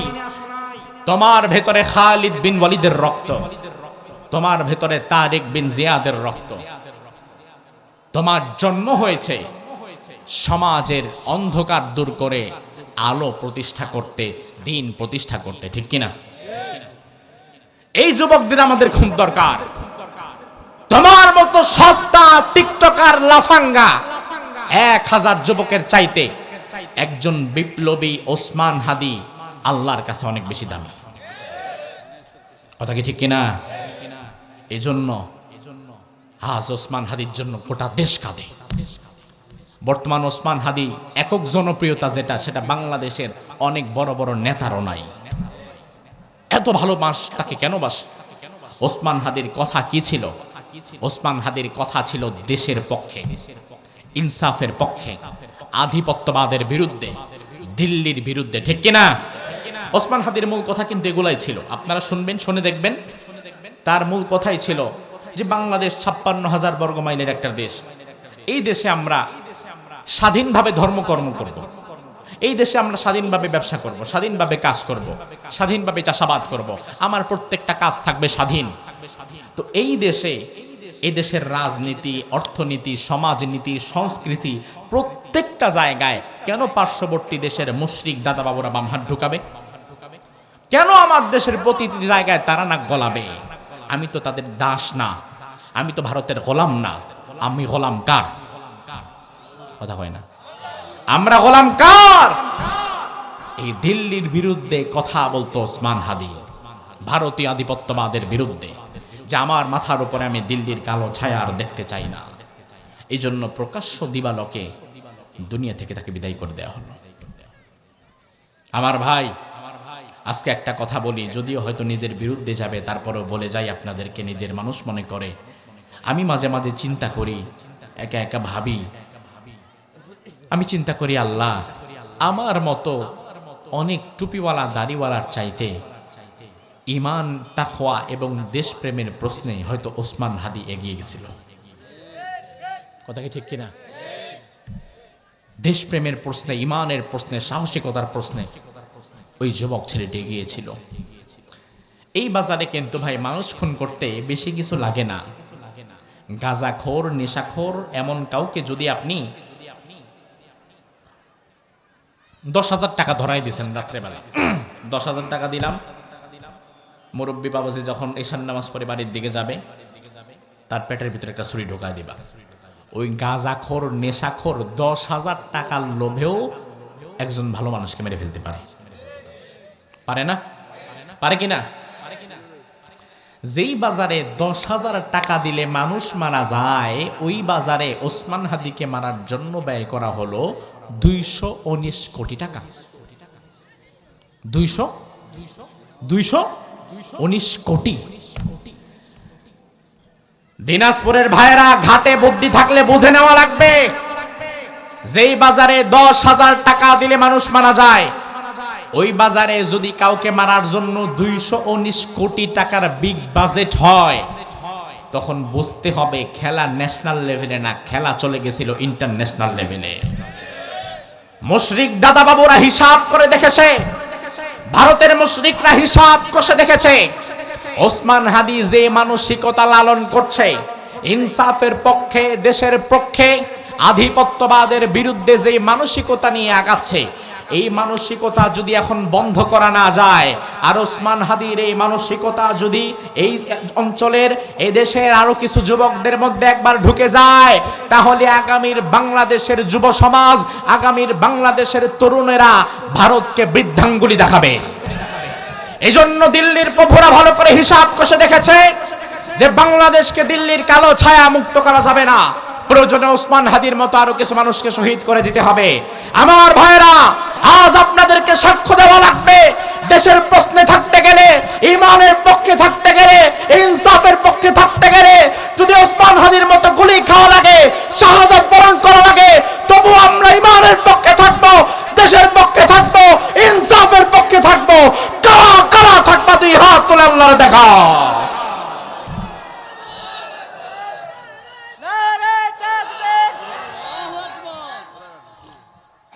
এমন আউলা জাউলা পেস লাগা, ওই কোনার মিয়া নারায় তাকবীর, এই কোনার দিয়ে আল্লাহু আকবার, 6 জনের স্লোগান দিয়ে পুরাটারে খিচুড়ি বানায় ফেলাইছে। এখান থেকে জেনে দিয়েছেন তার গলার আওয়াজ অবশ্য ভালো। কে তুমি? একবার দেও দেখি। আপনারা মধ্যখান দিয়ে আর কেউ বামার ঢুকায়েন না, ওনার সাথে একবার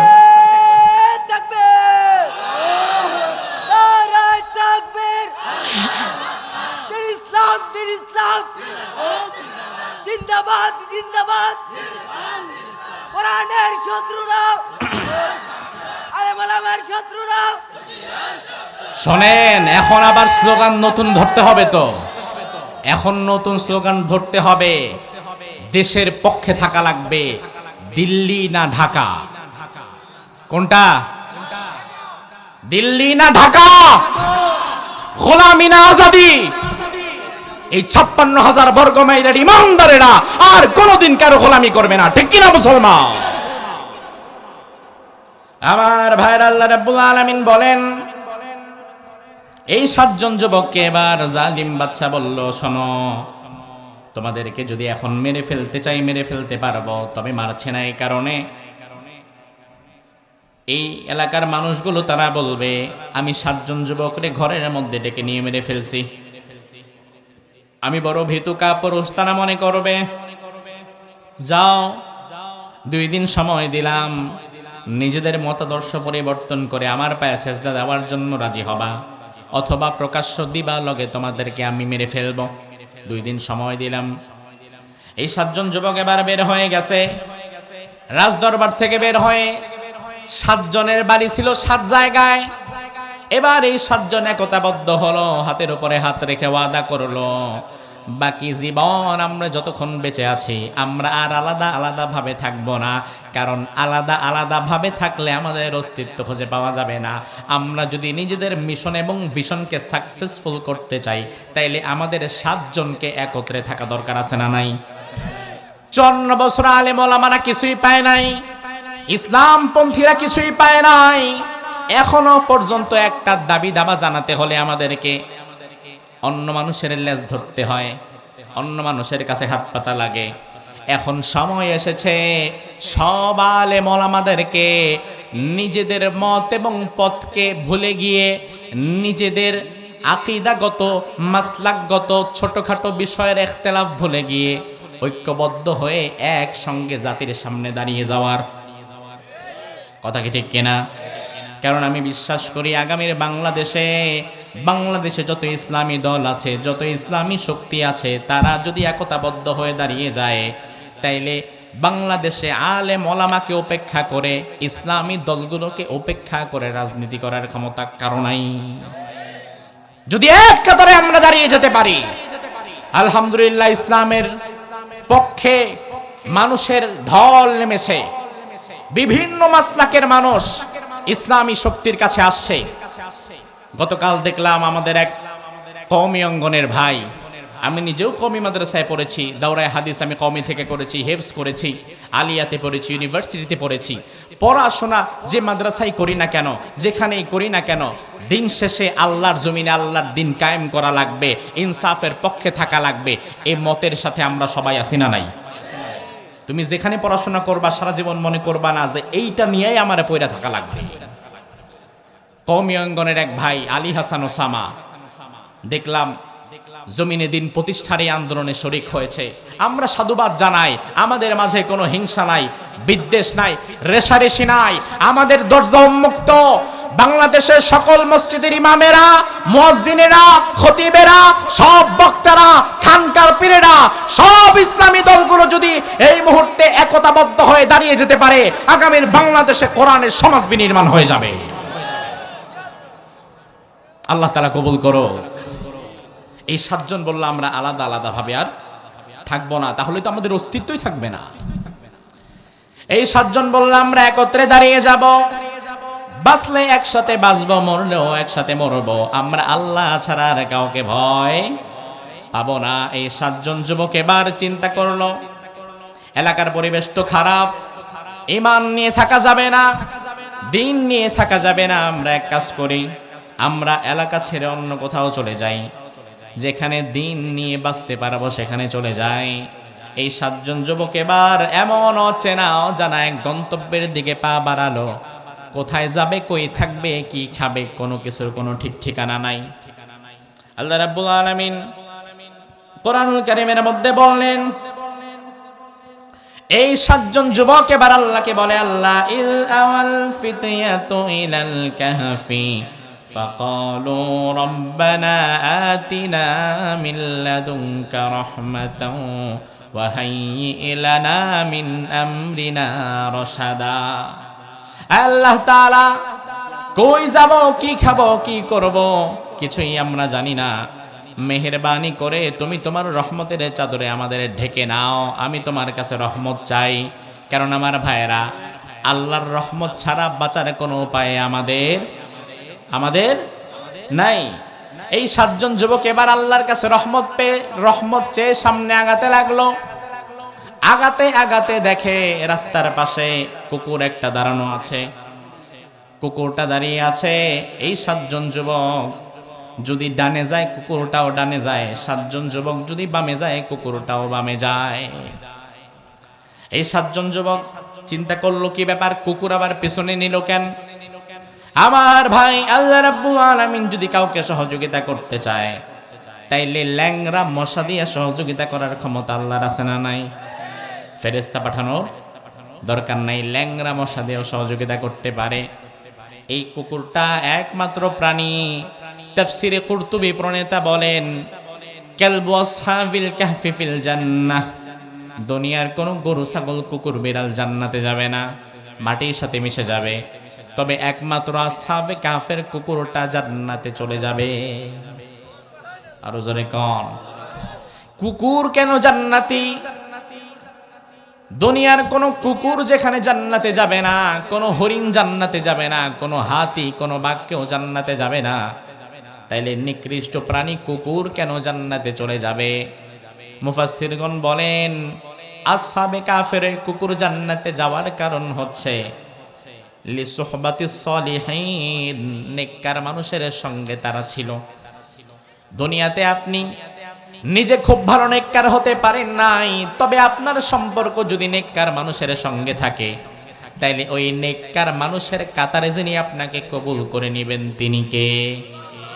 আবার আপনি নিজে মোটামুটি নেককার, নামাজি, হাজি, গাজী, পরহেজগার, কিন্তু আপনার সম্পর্ক, আপনার বন্ধুত্ব, আপনার চলাফেরা, ওঠা বসা যদি সার্বক্ষণিক খারাপ মানুষদের সাথে থাকে, তাইলে এই নেককারীর সুরতটা বেশি দিন আপনি ধরে রাখতে পারবেন না।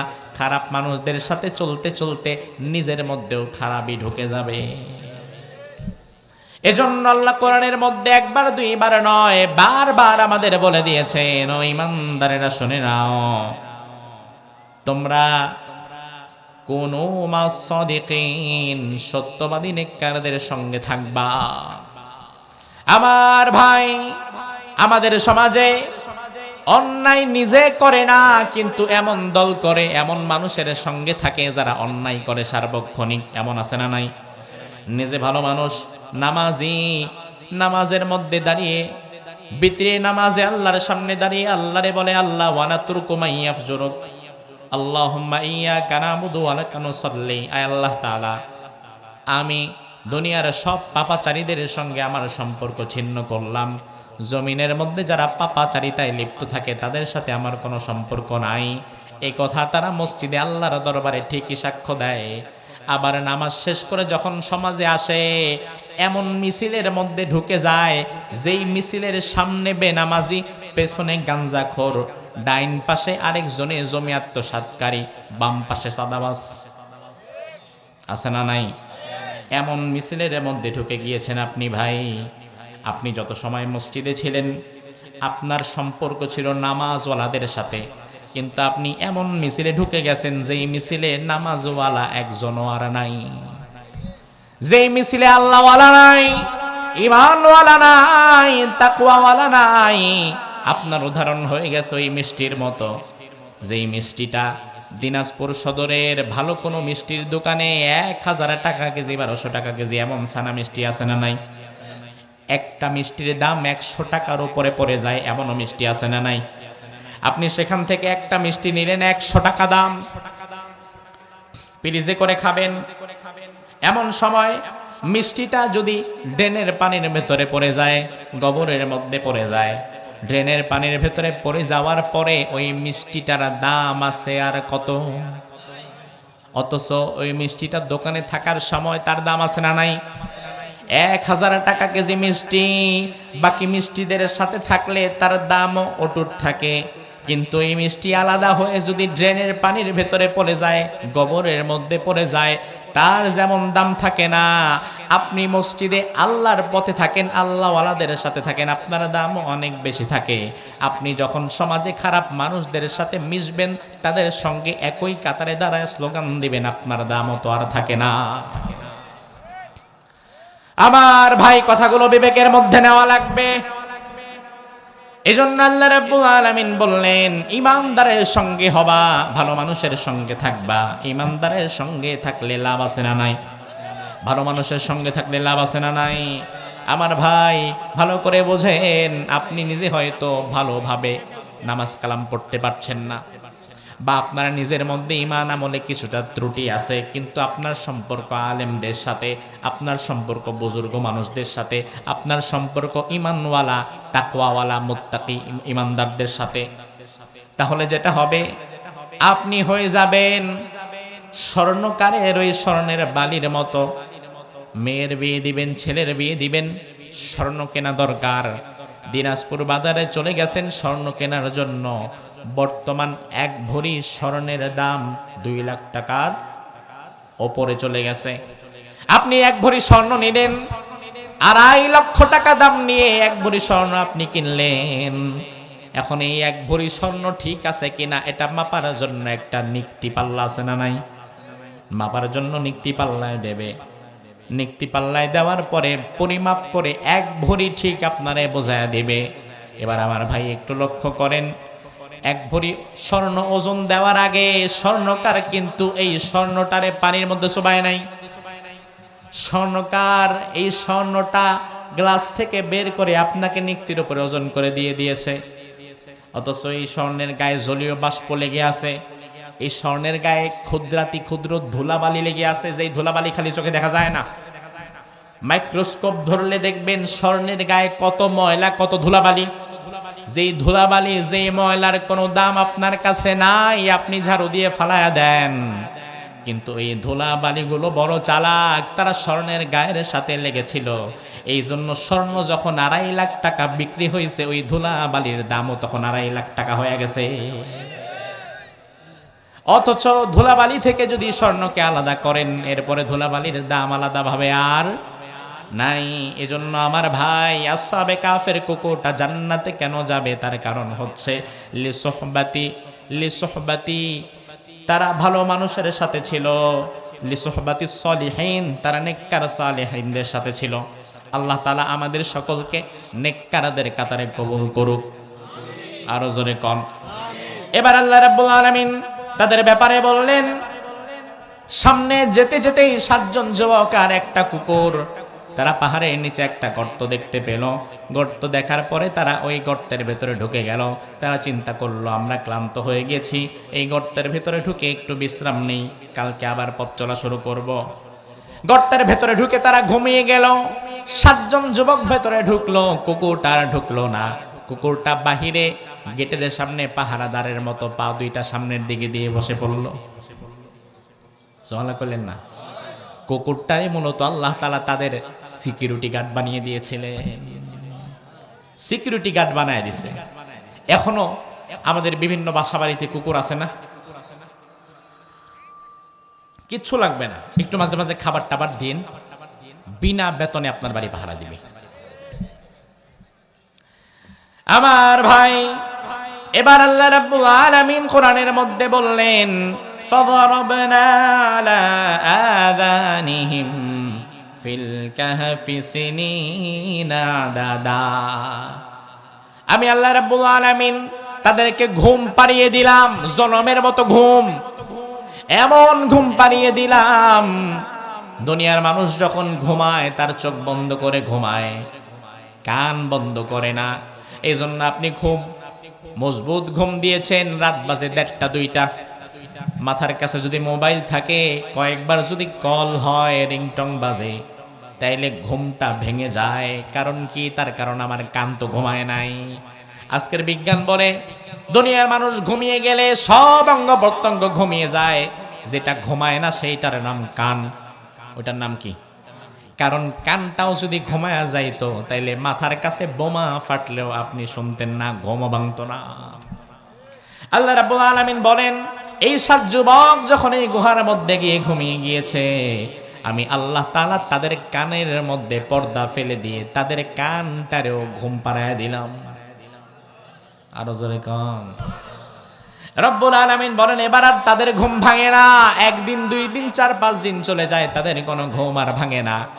আবার তাদের গুহার মুখে সূর্য উঠে যেন তাদেরকে ডিস্টার্ব করতে না পারে, আমি আল্লাহ রাব্বুল আলামিন সূর্যটারেও কি করলাম? রব্বুল আলামিন বলেন, ওয়াতারাশ শামসা ইযা তালাত তাযাওয়ারু আন কাহফিহিম যাতাল ইয়ামিনি ওয়া ইযা গরাবাত তাকরিদুহুম যাতাশ শিমালি ওয়া হুম ফি ফাজওয়াতিন মিন। সূর্য উঠলে তাদের চেহারায় আলো পড়বে, ঘুমে কষ্ট হবে, ঘুম ভেঙে যাবে। আমি আল্লাহ তাআলা সূর্যটা যখন উঠতো, সূর্যটাকে ডান থেকে বামে ঘোরায় দিতাম যেন তাদের মুখের মধ্যে আলো না যায়। আবার ডোবার সময় বাম থেকে ডানে ঘোরায় দিতাম যেন মুখের মধ্যে আলো না যায়। আমার ভাই, জমিন তার এত বেশি ক্ষমতা, মাটির একটা পচনশীল ক্ষমতা আছে, যে কোনো জিনিসকে মাটি পচায় ফেলে। আপনি মাটির নিচে যদি একটা রড রেখে দেন, রড 2-3 বছর মাটি চাপা দিয়া পরে ওঠানোর পরে দেখবেন রড আর রড নাই, পুরা রডটারে মাটি খায়া নষ্ট করে ফেলছে, ঠিক না? মাটির ভেতরে দুনিয়ার কোনো মানুষকে যদি আপনি শুইয়ে দেন, জীবিত মানুষকেও যদি মাটির ভেতরে আপনি শুইয়ে রাখেন, 2-4-5 দিন যাওয়ার পরে দেখবেন তার চামড়ায় পচন ধরেছে, পচে যাবে। এটা মাটির একটা ক্ষমতা।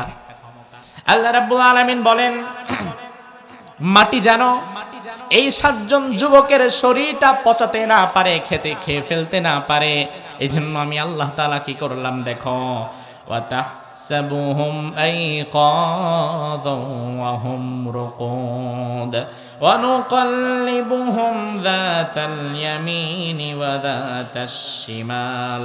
আমি আল্লাহ রাব্বুল আলামিন দুনিয়ার মানুষ মাছ ভাজতে গেলে মাছকে যেমন একবার ডানে উল্টায় একবার বামে উল্টায়, আমি আল্লাহ তাআলা তাদের দেহটা মাটি যেন পচাতে না পারে একবার ডানে ঘোরায় দিতাম একবার বামে ঘোরায় দিতাম, তাদের ঘুম কিন্তু ভাঙে না। এভাবে করে আল্লাহ তাআলা দিনের পর দিন পার করছে, লম্বা সময় তারা ঘুমিয়েছে। কতদিন ঘুমালো? এবার দেখেন কোরআন কি বলছে। রব্বুল আলামিন কোরআনের মধ্যে বললেন, এই মাসগুলো 1 দিন 2 দিন না, এত বেশি তারা ঘুমালো। ওয়ালাবিথু ফি কাহফিহিম 300 সিনিনা ওয়াজদাদু তিসা। আসহাবে কাফের যুবকেরা 1 দিন 2 দিন নয়, তারা ঘুমিয়েছিল ওই গুহার ভিতরে 309 বছর।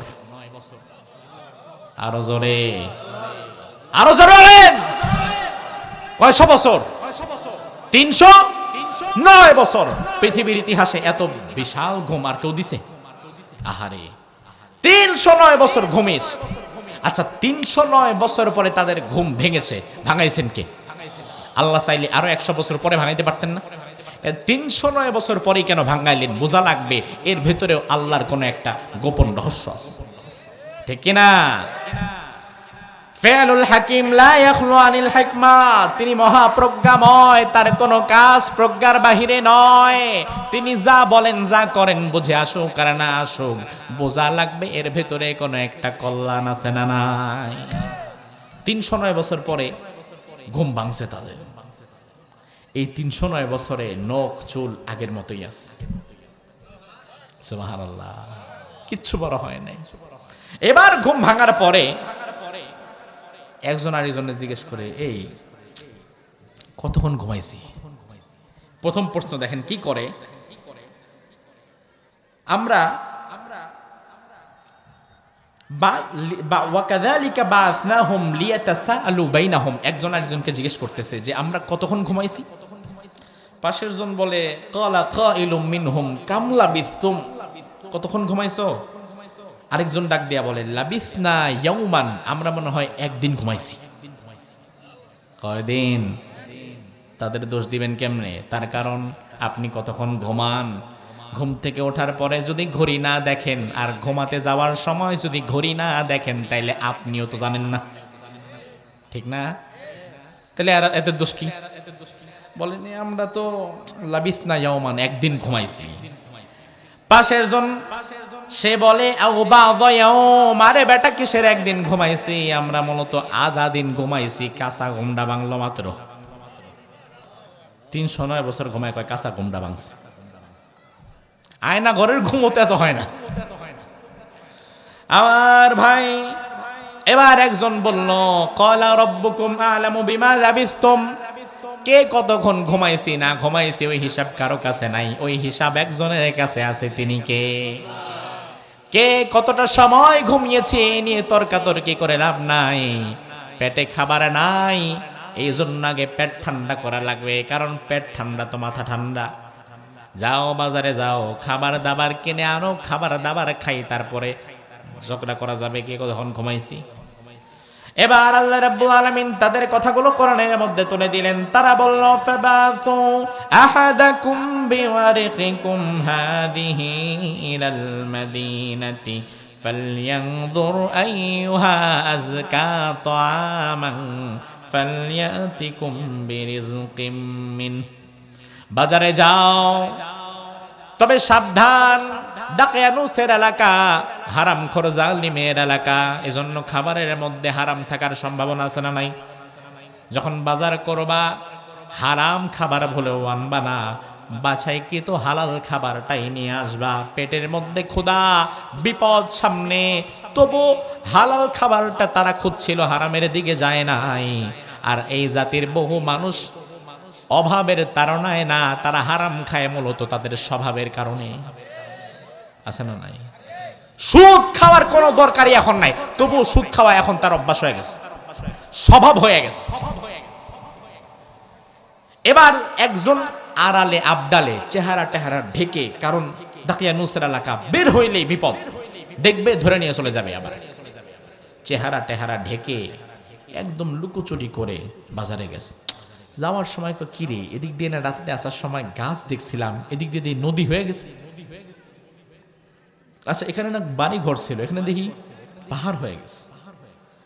কারণ ৩০৯ বছর পরে দুনিয়ার চিত্র কি আর আগের মতো থাকে? ২০২৬ সাল, চিত্রটা আজকে আপনাদের এলাকায় এরকম, দিনাজপুরের চিত্রটা এরকম। বেশি না, ১০০ বছর আগে যান, ১৯২৬ সাল, দিনাজপুরে ৪তলা ৫তলা একটা বিল্ডিংও ছিল। ১০০ বছরের ব্যবধানে কত খাল বিল শুকায়া ওখানে বাড়ি হয়ে গেছে, আছে না নাই? আবার নতুন কত খাল বিল তৈরি হয়ে যাচ্ছে। তাহলে ১০০ বছরের ব্যবধানে যদি এত পরিবর্তন হয়, ৩০৯ বছরে গোটা দুনিয়ার পরিবর্তন হয়ে গেছে। তারা তো আর জানে, সেদিন ধরো হয়তো পেটে খোদা টোদা লাগছে, তো কি না কি দেখি আল্লাহ জানে, যাক আগে খাবার দাবার নিয়ে আসে। দোকানে গেছে, দোকান থেকে খাবার কিনে দোকানদারকে টাকা দিয়েছে। দোকানদার টাকাটা হাতের মধ্যে নিয়ে একবার টাকার দিকে তাকায়, একবার তার চেহারার দিকে তাকায়, কি ব্যাপার? ওই লোক মনে মনে চিন্তা করতেছে, সর্বনাশ, এই দোকানদারি বোধহয় দাকিয়ানুসের লোক, জালিমের লোক, আমাদেরকে চেনা ফেলাইছে, এবার কাহিনী শেষ। আর দোকানদার চিন্তা করতেছে যে এটা কি টাকা, এই টাকা তো আমার বাপেও দেখে নেই। কারণ টাকা কি আজকের? টাকা কি আজকের? কত আগের? ৩০৯ বছর আগের টাকা। ধরেন আপনাদের রানীগঞ্জ বাজারে গিয়ে আমি মোটামুটি বিস্কিট নিলাম, চিপস নিলাম, চানাচুর নিলাম গাড়িতে খাওয়ার জন্য, ঢাকায় যাব। নেয়ার পরে এবার পকেট থেকে পাকিস্তান আমলের কিছু টাকা বের করলাম, যেখানে ভুট্টু সাহেবের ছবি, জিন্না সাহেবের ছবি, ইয়াহিয়া খানের ছবি। এমন পাকিস্তান আমলের টাকা বের করে যদি দেই, আপনার কি মনে হয় দোকানদার নিবে? নিবে? হুজুর এমনিতেই আপনি করে মানুষ পাকিস্তান পন্থী কয়, আবার পাকিস্তানের টাকা নিয়ে আইছেন, কি বিপদ! আমার ভাই, আপনারা যারা এখানে আছেন, আমরা যারা আছি, আমরা আমাদের জীবদ্দশায় ৫ পয়সা, ১০ পয়সা, ২৫ পয়সা, ৫০ পয়সা, পরে ১ টাকাও দেখছি। আপনারা দেখছেন না? এখানে এমন মানুষ আছে যে এর চেয়ে কম দেখছেন, পাকিস্তানের টাকাও দেখছেন, দেখছেন না? এই যে আমাদের এই ছোট ছোট যারা বসে আছে, এদেরকে জিজ্ঞেস করবেন, এরা ১ টাকার লাল কয়েনই জীবনে দেখেনি, ঠিক না? এটাই তারা চিনবে না। তো স্বাভাবিক, দোকানদার এই টাকাই চিনতেছে না, এই টাকা তো আমার বাপেও দেখে নাই। সব দোকানদারে টাকা, এই ভাই ভাই দেখেন, এ যেন কোন জায়গার থেকে অদ্ভুত এক টাকা নিয়ে আসছে, আরে ধরেন। সে মনে করছে সর্বনাশ, আজকে দাকিয়ানুসের পাল্লায় আমি পড়ছি। তাকে ধরা হলো, রাজ দরবারের রাজাকে খবর দেয়া হলো। আল্লাহর রহমতে ৩০৯ বছর পরে ওই এলাকার যিনি বাদশাহ ছিলেন, তিনি জালিম স্বৈরাচার ছিলেন না, তিনি ছিলেন ইমানদার বাদশাহ। তার মানে কি? তার মানে জালিম স্বৈরাচার আর জুলুমের আধিপত্য সারা জীবন টিকে থাকে না। জালিমের বিদায় হওয়ার পরে একদিন ইসলামপন্থী মানুষ ক্ষমতায় আসে। ৩০৯ বছর পরে রোম সাম্রাজ্যের বাদশাহ যিনি, তিনি ইমানদার বাদশাহ। তার কাছে নিয়ে যাওয়া হলো এই যুবককে। বাদশাহ বলল, তোমার সাথে কি আরো কেউ আছে? কারণ তোমার একা থাকার কথা না, তোমার সাথে আরো 6 জন, তোমরা মোট 7 জন থাকার কথা। বলে আপনি জানেন কেমনে? পরে দেখো, আমরা দিনের পর দিন ইতিহাসে পড়ে এসেছি, দাকিয়ানুসের কাছ থেকে 7 জন ইমানদার যুবক উধাও হয়ে গেছিল, সাথে নাকি একটা কুকুরও ছিল। আমরা এটা বইয়ের পাতায় পড়ে এসেছি। তারা কোথায় গেছে, কি করছে, বেঁচে আছে না মরে গেছে, আমরা কিছুই জানতাম না। আমরা শুধু বইয়ের পাতায় এগুলা পড়ে এসেছি। আর আজ তুমি যেই পয়সা নিয়ে এসেছো আর যে কথা বলছো, তোমার কথার ধরন আর পয়সা থেকে আমার নিশ্চিত বিশ্বাস তুমি ওই 7 জনেরই একজন হবা। সে নিজে অবাক যে আমরা 309 বছর পরে আসছি দুনিয়াতে, এটা কোনো কথা? তার সাথে গিয়ে তার বাকি 6 জনকেও আনা হলো। তাদেরকে বললো, তোমরা ভয় পেও না, এটা দাকিয়ানুসের এলাকা হলেও দাকিয়ানুস এখন আর নাই। ও মরে ওর বংশধরেরা সাফ হয়ে এখন এই এলাকায় একজন ইমানদার বাদশা রয়েছে। এই 7 জন যুবককে বাদশা রাজ দরবারে ডাকলো, মেহমানদারি করালো। এবার বাদশা রহস্যের উন্মোচন করলো। বাদশা বলল, দেখো, আল্লাহ চাইলে তোমাদের ঘুম আরো 100 বছর পরেও ভাঙাইতে পারতেন, বা কিয়ামতের আগে 2026 সালেও ভাঙাইতে পারতেন, পারতেন না? কিন্তু আমার রাজ্যে হঠাৎ কিছুদিন একটা ফিতনা ছড়ায় গেছে। ফিতনা হচ্ছে, একদল মানুষ তারা দাবি করছে কিয়ামতের ময়দানে আল্লাহ তাআলা শুধু রূহটাকে দাঁড় করাবেন, আর দেহটা তো মাটির সাথে পচেই যাবে, দেহটাকে আল্লাহ দাঁড় করাতে পারবেন না। আর আরেক দল মানুষ তারা বলছে না, কিয়ামতের ময়দানে আল্লাহ দেহ রুহু দুইটারই দাঁড় করাবেন, এই দুইটাকে দাঁড় করাবার ক্ষমতাকে আল্লাহর আছে না নাই? আর আরেক দল মানুষ বলছে যে না, মরে যাওয়ার পরে আবার মানুষ কেমনে জীবিত হয়, তারা এটা বিশ্বাসই করছে না। কিয়ামত যে হবে তারা বিশ্বাসই করতে চাচ্ছে না। আমি তো ইমানদার, এই ফিতনা আমি সহ্য করতে পারছি না। আমি দিনের পর দিন সিজদায় পড়ে আল্লাহর দরবারে কেঁদে কেঁদে কেঁদে কেঁদে বলছি, আল্লাহ মেহেরবানি করে এমন একটা ঘটনা তুমি ঘটায় দাও, এমন একটা বিষয় তুমি আমাদের সামনে উন্মোচন করে দাও যে বিষয়টা দেখার পর পরে এই ফিতনা আল্লাহ যে কিয়ামতের দিন জীবিত করতে পারবে, আল্লাহ যে আবার জিন্দা করতে পারে, কিয়ামত যে হবে, আল্লাহর সামনে যে দাঁড়াতে হবে, এমন বিশ্বাস যেন সবার মধ্যে ছড়িয়ে যায়। আমার দোয়ার কারণে আল্লাহ তাআলা 309 বছর পরে তোমাদের ঘুম ভেঙে দিয়ে দুনিয়ার মানুষকে বোঝায় দিলেন, মৃত্যুর পরে জিন্দা করার ক্ষমতাও আল্লাহর আবার আছে না নাই? আল্লাহ রাব্বুল আলামিন কোরআনুল কারীমে কথাটি এভাবে বললেন, ওয়া কাযালিকা আসারনাহুম লিয়াতাসাআলু বাইনাহুম ওয়া কাযালিকা আসারনা আলাইহিম লিয়ালামু আন্না ওয়াদাল্লাহি হাক্কুন ওয়া আন্নাস সাআতা লা রাইবা ফিহা। আমি আল্লাহ তাআলার ওয়াদা যে সত্য, ওয়া আন্নাস সাআতা লা রাইবা ফিহা, কিয়ামত যে হবে তার মধ্যে কোনো সন্দেহ নাই, এই কথা দুনিয়ার মানুষকে বিশ্বাস করাবার জন্য ওই 7 যুবকের ঘুম ভেঙে দিয়েছিলাম। আমার ভাই, এই যুবকদেরকে পরবর্তীতে তাদের ইন্তেকালের পরে একই সময় তারা আবার মরে যায়। তাদেরকে জর্ডানের একটি গুহার নিচে তাদেরকে কবর দেয়া হয়েছে, সেখানে একটা মসজিদ বানানো হয়েছে। রমজান তো আর 1 মাস পরেই, তাই না? আপনারা দোয়া করবেন, এই 1 মাস পরে রমজানে আমি মিশরে যাচ্ছি। মিশরের পাশে আরেক দেশ আছে জর্ডান, ওই জর্ডানে আসহাবে কাফের গুহা, সেখানেও আমার সফর রয়েছে। এই 2 দেশ আবার সফর করব, ফিলিস্তিনি ভাইদের জন্য কিছু কাজ আছে সেগুলো করব। তখন এই আসহাবে কাফের গুহা নিজ চোখে দেখে আসতে যেন পারি, আল্লাহ তৌফিক দান করুক, বলি আমিন। আমাদের যুবকদেরকে আল্লাহ তাআলা আসহাবে কাফের এই ঈমান দীপ্ত চেতনায় উজ্জীবিত হয়ে জীবনে ইনসাফের পক্ষে, ন্যায়ের পক্ষে টিকে থাকার তৌফিক দান করুক, আমরা পড়ি আমিন। হাযা মা ইনদি ওয়াল ইলমু ইনদাল্লাহ আলাইহি তাওয়াক্কালতু ওয়া ইলাইহি উনীব।